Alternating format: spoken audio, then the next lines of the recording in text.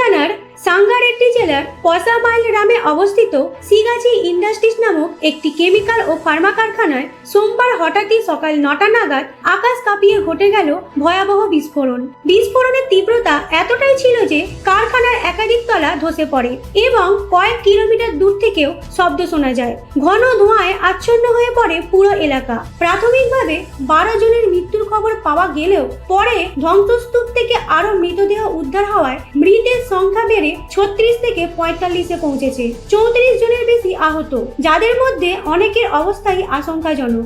অন্তত 12 জন ভেন্টিলেটরে। বিস্ফোরণের সময় কারখানায় 90 থেকে 108 জন শ্রমিক উপস্থিত ছিলেন বলে জানা গেছে। এখনো অনেকে ধ্বংসস্তূপের নিচে আটকে থাকতে পারেন বলে আশঙ্কা। বিস্ফোরণের তীব্র তাপে অনেক মৃতদেহ সম্পূর্ণভাবে বিকৃত হয়ে গিয়েছে।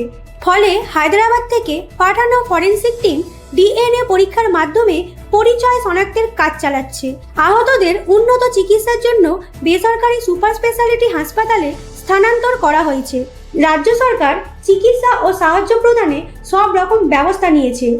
তেলেঙ্গানার মুখ্যমন্ত্রী রেভান্ট রেড্ডি এবং স্বাস্থ্যমন্ত্রী ঘটনাস্থল পরিদর্শন করেন। একটি উচ্চ পর্যায়ের তদন্ত কমিটি গঠিত হয়েছে যারা এই দুর্ঘটনার কারণ ও নিরাপত্তা ঘাটতির খোঁজ করবে। প্রধানমন্ত্রী নরেন্দ্র মোদী এবং বিহারের মুখ্যমন্ত্রী নীতিশ কুমার মৃতদের পরিবারকে 2 লক্ষ এবং আহতদের 50,000 টাকার আর্থিক সাহায্য ঘোষণা করেছেন। সিগাচি ইন্ডাস্ট্রিজের শেয়ার সোমবার প্রায় 15% পতন হয়েছে বোম্বে স্টক এক্সচেঞ্জে। এই বিস্ফোরণের ফলে কোম্পানির ওপর বড়সড় আর্থিক চাপ পড়তে পারে বলে আশঙ্কা করা হচ্ছে। দমকল ও বিপর্যয় মোকাবিলা দপ্তরের উদ্ধার কাজ এখনো চলছে। প্রবল বৃষ্টিপাত উদ্ধার কাজে বাধা সৃষ্টি করছে। স্থানীয় প্রশাসনের দিকে এখন নিরাপত্তা ব্যবস্থার ঘাটতির অভিযোগ উঠছে, যা রাজ্য জুড়ে উদ্বেগ সৃষ্টি করেছে। এই দুর্ঘটনা আবারও প্রমাণ করল ভারতের শিল্পক্ষেত্রে নিরাপত্তা ব্যবস্থায় অনেক ফাঁক রয়েছে। সরকারের উচিত দ্রুত কঠোর নীতি গ্রহণ করে এ ধরনের বিপর্যয় রোধে পদক্ষেপ নেওয়া। পরবর্তী আপডেটের জন্য চোখ রাখুন আমাদের চ্যানেল পালস পয়েন্টের দিকে।